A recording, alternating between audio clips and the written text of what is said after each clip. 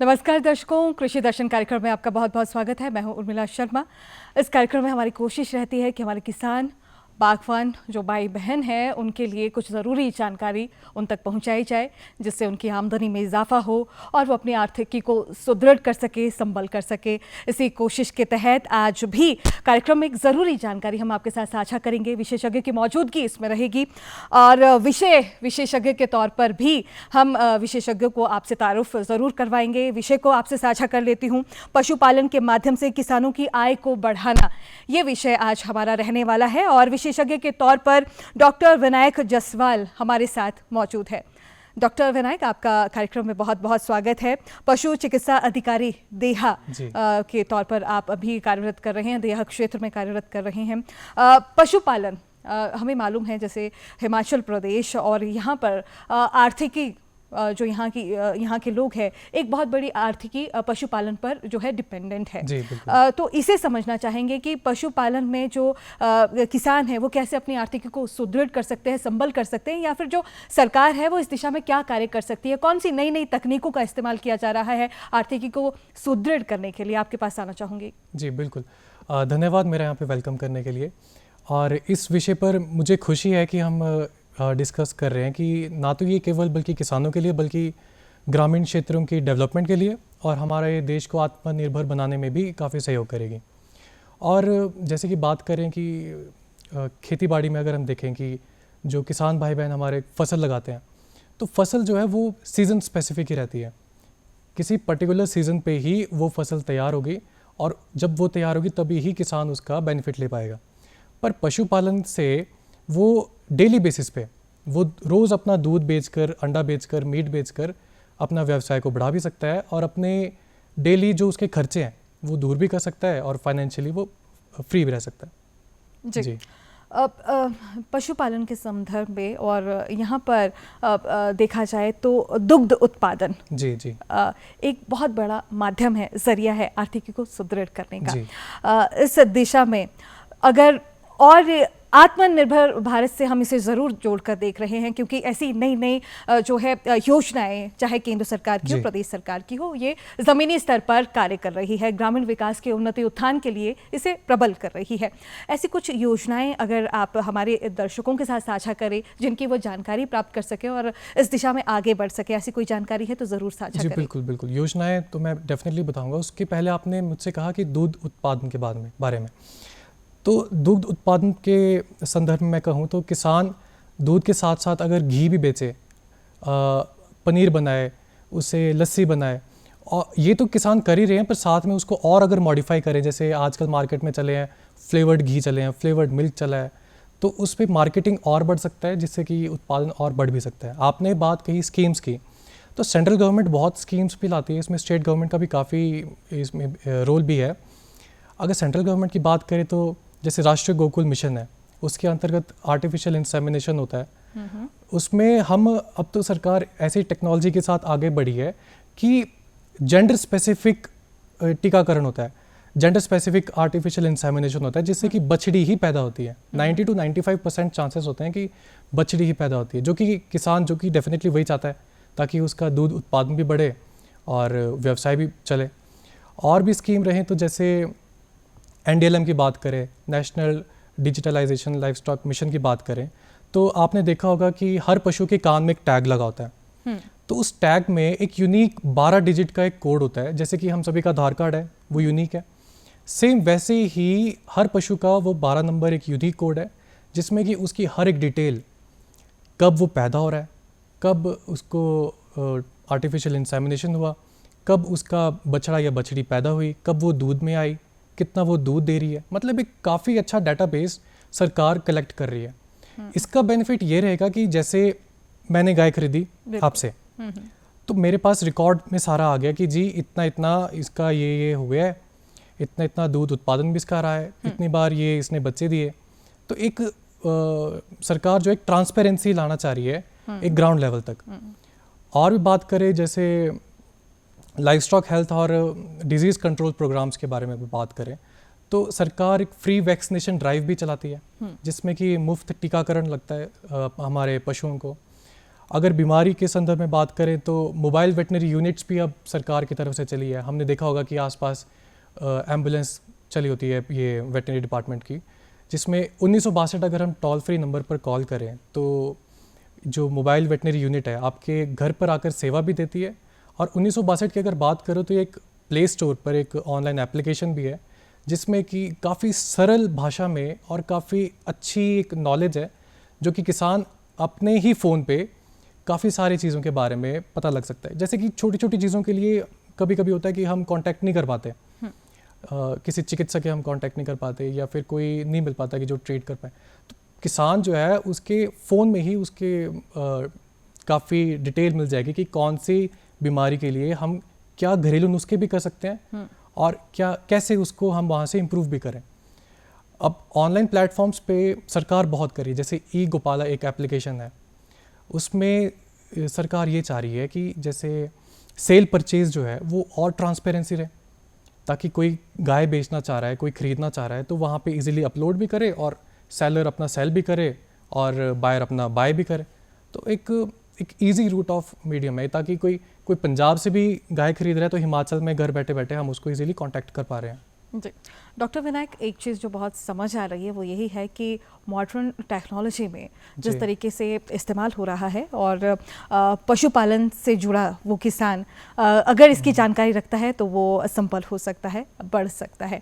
आपसे ये भी जानना चाहेंगे कि ऐसा कोई उदाहरण आप, क्योंकि पूरे प्रदेश की बात हो रही है और किसानों के लिए एक उदाहरण स्वरूप ऐसे बहुत सारे किसान बागवान भी होते होंगे, आपसे जुड़े हुए होंगे, जो इन तकनीकों से जुड़कर अपनी आमदनी आर्थिकी को सुदृढ़ कर रहे हैं। ऐसा कोई उदाहरण आपके साथ है तो हमारे दर्शकों के साथ ज़रूर साझा करें। बिल्कुल बिल्कुल। जैसे मॉडर्न टेक्नोलॉजी की अगर आप बात कर रहे हैं तो एक कंसेप्ट होता है इंटीग्रेटेड फार्मिंग का, अब जिसमें कि कम से कम लागत लगे और मैक्सिमम से मैक्सिमम आउटपुट हमें मिले। अब ये मैं एग्जांपल दे रहा हूँ आपको, अपर हिमाचल के नहीं लोअर हिमाचल में हम जाएँ तो जैसे फ़िश पॉन्ड है हमारे पास, तो फ़िश पॉन्ड के ऊपर अगर हम पोल्ट्री का एक सेटअप कर दें, ठीक है, फ़िश पॉन्ड के ऊपर अगर हम पोल्ट्री का सेटअप कर दें तो पोल्ट्री के जो ड्रॉपिंग्स है, वेस्ट जो प्रोडक्ट है वो गिरेगा पॉन्ड में और उस वाटर बॉडी के लिए वो एज अ नरिशमेंट प्रोवाइड करेगा। तो जो वहाँ के फाइटोप्लैंक्टन्स हैं, जो फिशेस हैं, उनके लिए काफ़ी अच्छा नरिशमेंट भी मिलेगा। तो एक तीर से दो निशाना ये एक हम बोल सकते हैं कि पोल्ट्री के साथ साथ हमारे फ़िश भी तैयार हो रहा है, जो कि हमारे किसानों के लिए और व्यवसाय बढ़ाएगा। तो ये एक उदाहरण दिया मैंने आपको, ये कांगड़ा स्पेसिफिक है, जैसे हमीरपुर में भी ये चलता है। आपके साथ इस तरीके से भी ये समझना चाह रही हूँ कि जब हम वैज्ञानिक तरीके से पशुपालन कर रहे हैं, वैज्ञानिक तरीके से हम सूझबूझ को अपना रहे हैं, उसके ज़मीनी स्तर पर तो समझें कि फ़र्क तो बहुत व्यवहारिक पड़ ही रहा होगा, है ना, लेकिन उसकी जो पोषण है, उसे पोषित करना, उस दिशा में एक जो किसान है, बागवान है, वो कौन सी ऐसी जानकारी रखे जो अपने पशुधन को उसके स्वास्थ्य का ध्यान रखे और वैज्ञानिक तरीके से अपनाते हुए वो आगे बढ़े। ऐसी कौन कौन सी पद्धतियाँ रहेंगी या फिर ऐसे कौन कौन से तरीके रहेंगे, तो वो आप ज़रूर हमारे दर्शकों से साझा करें। डेफिनेटली इसमें हम बात करें तो जैसे जहाँ हम पशु रखते हैं, आवास की अगर हम बात करें, हाउसिंग की अगर हम बात करें, तो उसका मतलब एक हाइजीन मेंटेन करना वो बहुत इंपॉर्टेंट है, साफ़ सफाई जो कि बहुत इंपॉर्टेंट है। जितनी आप साफ़ सफाई रखेंगे उतने ही कम चांसेस रहेंगे कि पशुओं में कोई रोग हो। अगर हम खान पान की बात करें तो एक बैलेंस्ड न्यूट्रिशन अगर जितना मिले, वो गाय का जो मिल्क यील्ड है, जो दूध उत्पादन है, वो ज़्यादा बढ़ेगा और किसानों के लिए, व्यवसाय के लिए और ज़्यादा बेहतर इनकम भी देगा। साथ ही साथ इसमें अगर हम बात करें कि किसान जो है उनके पास नॉलेज है, पर सरकार के साथ थोड़ा सा अगर एक समन्वय, हाँ एग्जैक्टली वो मिल जाए तो एक काफ़ी अच्छा एक प्रोडक्ट मार्केट में लॉन्च हो जाता है और जो कि किसानों के लिए काफ़ी बेनिफिशियल भी है। प्रेगनेंसी राशन आजकल जैसे हमारा जो डिपार्टमेंट है, प्रेगनेंसी राशन जो प्रेग्नेंट कैटल है, प्रेग्नेंट जो काऊ होती है, उस पर सरकार जो है किसानों तक वो प्रोवाइड करता है at a subsidy of around 50% subsidy पे वो प्रोवाइड करता है, जो कि BPL कैटेगरी में आते हैं, जो गरीबी रेखा से नीचे होते हैं, उनके लिए ऐसे बहुत सी चीज़ें हैं जो ध्यान में रखनी चाहिए। जी बिल्कुल।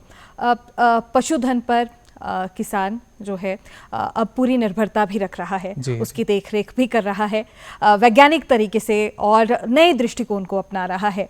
अब बात आती है कि दूध का हमने जिक्र किया, दूध उत्पादन का हमने जिक्र किया और मार्केटिंग बनानी भी बहुत ज़रूरी है। क्या सरकार इस दिशा में कोई ऐसे कदम उठा रही है जो एक ईजी हो जाए, किसान के लिए सामर्थ्य से उसमें आ जाए और आगे वो बढ़ता जो है इस दिशा में बढ़ता अपने आप को मतलब उसमें उसको फ़ायदा हो? ऐसे कोई फ़ायदा दिख रहा है, ऐसे कोई स्टेप्स हैं जो प्रदेश सरकार इस दिशा में कर रही है? जी बिल्कुल, जैसे FSSAI है, food safety and security authority of India की अगर हम बात करें तो है तो ये गवर्नमेंट ऑर्गेनाइजेशन ही है, सेंट्रल गवर्नमेंट की। इसमें अगर हम कांटेक्ट करें, जो किसान भाई बहन हम उसमें कांटेक्ट करें, एक ऑर्गेनिक का ठप्पा जो लगता है किसी भी चीज़ में तो उसकी मार्केटिंग आराम से बढ़ जाती है। तो ये FSSAI और एक APEDA ये एक ऐसी संस्थान है जो कि सरकार जो है किसानों तक हेल्प करती है कि आप एक मार्केटिंग करें और अपने प्रोडक्ट्स को मार्केट में लॉन्च भी करें। दूध उत्पादन तो चलो हम बात कर ही रहे हैं, पर दूध के साथ अगर हम किसी और स्पीसीज में भी जाएं, क्योंकि किसान जो है सिर्फ गाय के ऊपर ही सीमित रहता है मैक्सिमम, बिल्कुल, पर हम जैसे बकरी पालन पे भी जाएं, सूअर पालन पे जाएं, पोल्ट्री फार्म खोलें तो उसमें भी काफ़ी अच्छा बेनिफिशियल रहेगा जी। बकरी पालन की बात करें तो बकरी ऐसा जानवर है, ऐसा पशु है जो कि कम से कम इनपुट में मैक्सिमम से मैक्सिमम आउटपुट दे सकता है। आपको पता है कि बकरी का दूध का क्या वैल्यू है, स्पेशली दिल्ली गुड़गांव वाले एरिया में। जब डेंगू होता है, ये डेंगू वायरस जब ये इन्फेक्ट करता है तो ब्लड में जो प्लेटलेट्स होते हैं, थ्रोम्बोसाइट्स जिसको बोलते हैं, वो कम हो जाते हैं। तो बकरी के दूध में ऐसे मिनरल्स होते हैं जो कि प्लेटलेट एक्टिवेटिंग फैक्टर जिसको हम बोलते हैं, वो प्लेटलेट्स को राइज कर देता है। इन शॉर्ट मतलब कि डेंगू ने जो नुकसान किया है वो बकरी का दूध उस नुकसान को वापस भरपाई कर देता है उसकी, ताकि शरीर स्वस्थ रह सके। तो बकरी के दूध भी रखें, बकरी के दूध पे भी मार्केटिंग करें। और मैं एक चीज़ कहना चाहूँगा हमारे किसान भाई बहनों को कि कभी भी जैसे डेयरी फार्म खोलें तो स्टार्टिंग में अपना पैसा शेल्टर पर ना लगाएं, क्योंकि मैक्सिमम वो करते हैं कि वो सोचते हैं कि शेल्टर पर इन्वेस्ट कर देते हैं, फिर बाकी जो पैसा बचेगा उसकी हम पशु खरीद लेंगे। ठीक है। पर अगर हम शेल्टर में कम पैसा लगाएं और अच्छे नस्ल के जानवर खरीदें जिनका बाई प्रोडक्ट या फिर कोई दूध भी बात करें वो ज़्यादा अच्छी क्वालिटी का वो मार्केट में बिके, वो ज़्यादा बेनिफिशियल है, वो और इनपुट देगा। ठीक है। और जैसे कोई 10 जानवरों के लिए ये अपना फार्म खोल रहा है तो 10 के 10 पशु इकट्ठे एक साथ ना लाए। ठीक है। पहले स्टार्टिंग में 3 लाए, फिर 3 लाए, ऐसे ऐसे करके धीरे धीरे एक स्टॉक लेके आए। पोल्ट्री की बात करें, अगर आपके पास जैसे 100 बर्ड्स का आपके पास एक स्टॉक यार्ड है, ठीक है, तो आप 25-25 करके लाए ताकि एक साइकिल चली रहे। 6 हफ्ते में एक चिकन तैयार होता है मीट पर्पस के लिए। अगर आप पहले हफ्ते में 25 लेंगे, दूसरे हफ्ते में 25 लेंगे, तो आप देख रहे हैं ना, फिर छठे हफ्ते तक एक लॉट पहुंच जाएगा, ठीक है, दूसरे हफ्ते में दूसरा लॉट पहुंच जाएगा। तो इससे ये कि किसानों के लिए इनकम का सोर्स एक कंटिन्यूस साइकिल में चला रहता है। एक साथ लाएंगे तो एक साथ निकल जाएगा और कुछ टाइम के लिए फिर वो वेट करेंगे कि अगला स्टॉक फिर तैयार होगा। ये कुछ ऐसे छोटे शॉर्टकट्स कहूँगा, कुछ ऐसी नॉलेज है, कुछ साइंटिफिक नॉलेज है जो कि किसान भाई बहनों को पता होनी चाहिए। डॉक्टर विनायक, आप पशु चिकित्सा अधिकारी हैं, बहुत युवा पशु चिकित्सक अधिकारी हैं और बहुत सारे युवा भी आपको देख रहे हैं, तो फिर उस तरीके से अपने आप को मतलब आप एक प्रेरणा के स्रोत भी बन रहे हैं। युवा पशुपालन में किस तरीके से जो है अपना भविष्य तराश सकता है, निखार सकता है, ऐसी कोई जानकारी है तो वो भी हमारे दर्शकों के साथ आप साझा करें। युवाओं को मैं यही कहना चाहूँगा कि इसको व्यवसाय के तौर पे कम एक स्टार्टअप की एक तरह लेके जाए तो एक ज़्यादा एक अच्छी मिसाल बन सकती है। स्टार्टअप के तौर पे लेके चले। और मैं उनको कहूँगा कि युवा सोशल मीडिया पे ज़्यादा एक्टिव है, तो आप सोशल मीडिया में ज़्यादा एक्टिव होने के साथ साथ अमेज़ॉन, फ्लिपकार्ट, वहाँ पे अपना प्रोडक्ट भी सेल कर सकते हैं। उसके लिए आपको कुछ नहीं, बस एक पैकेजिंग यूनिट, एक मार्केटिंग यूनिट, एक ये थोड़ा एस्टेब्लिश करना पड़ेगा। बाकी वो अच्छे से जानते हैं कि कैसा करना है। मार्केटिंग की बात मैं कहूँ, जैसे अमेज़ॉन पे वो सेलर बन सकते हैं, फ्लिपकार्ट पे वो सेलर बन सकते हैं। फ्लेवर्ड मिल्क की मैंने बात कहा था, फ्लेवर्ड घी की मैंने बात कहा था। एक घी का रेट अगर 1000 रुपये किलो है कहीं, अगर उसमें केसर का फ्लेवर इनकॉर्पोरेट कर दें तो उसका रेट काफ़ी टाइम बढ़ जाता है, जो कि वो अमेज़ॉन में उसको बेच भी सकते हैं। तो इसको एज अ स्टार्टअप लेके चलें तो काफ़ी बेटर भी रहेगा। और मैं युवाओं को ये भी कहना चाहूँगा कि क्योंकि युवा हमारा स्मार्ट है, तो मैं उनको बताऊँगा कि जैसे अगर कोई अपना जानवर जैसे खुले में पाल रहा है या फिर कोई बांध के पाल रहा है, दो चीज़ें हमने यहाँ पे डिस्कस करेंगे। तो जैसे अगर मुझे भी कहीं कमरे के अंदर, पूरे कमरे के अंदर बंद रखेंगे पूरे दिन के लिए, तो बॉडी स्ट्रेस में आ जाती है। तो एक स्ट्रेस हार्मोन होता है जिसको हम कॉर्टिसोल बोलते हैं, तो वो बॉडी में एलिवेट हो जाता है, बढ़ जाता है। ठीक है।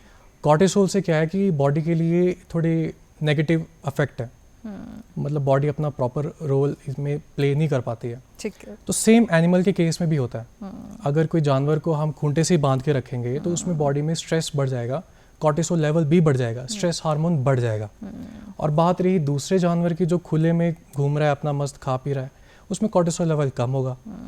और वही कॉर्टिसोल लेवल अगर हम इसमें चिकन की बात करें, कई नॉन वेजिटेरियंस भी होते हैं, ठीक है, तो और उसी चिकन को स्लॉटर करके अगर खाएं तो वो कॉर्टिसोल लेवल हमारे शरीर में भी जाता है। ओके।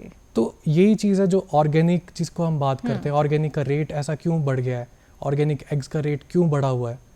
जैसे कड़कनाथ के एग्स हैं, प्रोटीन का कंटेंट इतना ऊपर नीचे इतना नहीं है, पर उस पर जैसे कोलेस्ट्रॉल लेवल काफ़ी कम है, क्योंकि युवा अब बॉडी के लिए भी काफ़ी ध्यान देता है, हेल्थ के लिए काफ़ी कॉन्शियस हो चुका है। तो उनको पता है कि फैट कंटेंट उनको कम चाहिए, प्रोटीन उनको ज़्यादा चाहिए। तो ये कुछ चीज़ें जो युवा ध्यान में रख सकते हैं और अपना स्टार्टअप स्टार्ट कर सकते हैं। डॉक्टर विनायक, आपकी देखिए तो आपका जो संदेश है वो युवाओं तक पहुंच गया है। स्मार्ट युवा स्टार्टअप के तौर पर यदि पशुपालन की ओर अपना रुख करता है और छोटी छोटी जो जानकारी है उसके साथ अपना सामंजस्य बिठाता है, तो जैसे डॉक्टर विनायक ने कहा कि एक अच्छी शुरुआत की जा सकती है और भारत देश को जहां उन्नति के पथ पर युवा ही लेकर जाएगा और ऐसे छोटे छोटे कदम अगर उठाएगा तो इस दिशा में आगे बढ़ेगा। डॉक्टर विनायक, एक अंतिम सवाल ज़रूर मैं ये जानना चाहूँगी कि इतनी सारी परियोजनाएं चलाई जा रही है, किसानों बागवानों के लिए चलाई जा रही है, पशुधन को सुरक्षित करने के लिए चलाई जा रही है, क्या किसान अभी भी चुनौतियों का सामना कर रहा है? डेफिनेटली ग्राउंड लेवल पे बहुत सी प्रॉब्लम्स आती हैं। जैसे चारा पूरे साल नहीं मिल पाता, तो साथ साथ में सॉल्यूशन भी बताता जाऊंगा मैं कि चारा जैसे पूरे साल नहीं मिल पाता तो उसके लिए हम चारे को प्रिजर्व भी कर सकते हैं। जैसे साइलेज बनता है, साइलेज मेकिंग यूनिट्स भी होती हैं जिसमें चारे को प्रिजर्व कर सकते हैं, ताकि एन मौके पर जब चारे की कमी हो तो वो साइलेज हम उसको प्रोवाइड कर सकते हैं। दूसरी कुछ कमियां होती हैं, जैसे कि रोगों की बात करें तो उसके लिए सरकार टीकाकरण भी चलाई हुई है। अब तो मोबाइल वेटनरी यूनिट, जिसकी मैंने बात कहा कि घर घर जाके मोबाइल वेटनरी यूनिट एक अपनी एम्बुलेंस लेके घर घर पहुंच रही है, पशुओं का मुफ्त इलाज भी करती है और साथ में फीडबैक भी लेती रहती है कि अगर आपका पशु ठीक हुआ तो ठीक, नहीं तो हम फिर आएंगे, फिर ठीक करेंगे। कुछ ऐसी चुनौतियाँ तो है। फिर जैसे हाउसिंग की बात करें, आवास की, उसमें भी बहुत चुनौतियाँ आती हैं। इंसान अक्सर ये करता है कि अपने लिए तो काफ़ी वेल कंफर्ट देखता है, पर पशुओं के लिए थोड़ा कॉम्प्रोमाइज़ कर लेता है। पर पशुओं को भी अपना एज अ फैमिली मेम्बर समझें तो उसमें ज़्यादा बेटर आउटपुट भी आता है और इमोशनली कनेक्ट भी रहता है। जी डॉक्टर विनायक, जो इन सारी बातों में हमें एक चीज़ जो बेहद संजीदगी से समझ आ रही है वो यही है कि मानवीय भाव रखना बहुत ज़रूरी है, आत्मीय भाव समझना बहुत ज़रूरी है और उनके साथ समन्वय बिठाना बहुत ज़रूरी है। जो कंफर्ट हम अपने लिए चाहते हैं वो उन्हें भी देना ज़रूरी है और वो उसी तारतम्यता से हमें जो है हमारे सहयोगी बनेंगे, है ना सर? ये कुछ आपके बातें रही जो हम कुछ समझ पा रहे हैं। आखिर में ज़रूर ये समझना चाहूँगी कि ऐसा कोई संदेश आपका जो किसानों के लिए हो और पशुधन से जुड़ा हुआ हो, पशुपालन से जुड़ा हुआ हो, जो हमारी जानकारी में अभी तक नहीं गया इस कार्यक्रम में, जाना बहुत ज़रूरी हो तो ज़रूर बताएं। मैं आखिर में ये कहना चाहूँगा कि अमूल जैसा ब्रांड अगर एक छोटे क्षेत्र से आ सकता है तो हर एक छोटा गांव एक छोटा अमूल क्यों नहीं बन सकता? तो बस इसके लिए आपको कुछ नहीं, बस सरकार के साथ मिलकर कुछ योजनाओं को फ़ायदा उठाइए, सरकार से नॉलेज लीजिए, कुछ एक्सटेंशन प्रोग्राम्स आते हैं तो वहाँ पे बढ़ चढ़ कर आएँ, नॉलेज लीजिए, अपने पशुओं को अपने फैमिली मेम्बर की तरह रखें और गाय तक सीमित ना रहे, बकरी पालन पे भी जाएं, मुर्गी पालन पे भी जाएं। बस ये कुछ मेरा आखिरी संदेश है। जी बिल्कुल। कृषि दर्शन कार्यक्रम में आज हमारी ये कोशिश रही कि हम जो कृषि पालन से जुड़े हुए, पशुपालन से जुड़े हुए जो किसान हैं, बागवान हैं, उनसे उन्हें इसका लाभ मिल सके और ये जो जानकारी है उन तक ज़रूर पहुँचे। डॉक्टर विनायक हमारे साथ आज कार्यक्रम में मौजूद थे, पशु चिकित्सा अधिकारी, और बहुत ज़रूरी और अहम जानकारी उन्होंने हमारे साथ साझा की। आपका हम कार्यक्रम में पहुंचने के लिए बहुत बहुत आभार करते हैं। आपने इतना कीमती समय इस कार्यक्रम के लिए दिया, ज़रूरी जानकारी हमारे दर्शकों के साथ साझा की। बहुत बहुत आभार, कार्यक्रम में आप पहुंचे। तो दर्शकों, कृषि दर्शन कार्यक्रम में आज इतना ही। उम्मीद है इस कार्यक्रम से आप ज़रूर लाभान्वित होंगे। डॉक्टर विनायक की जानकारी से ज़रूर आपने अपने लिए फ़ायदा निकालने के लिए जो अंश रहे हैं उसे आप ज़रूर अपने व्यवहार में शामिल करेंगे। इसी उम्मीद के साथ कृषि दर्शन कार्यक्रम में आज हमें दीजिए अनुमति। नमस्कार।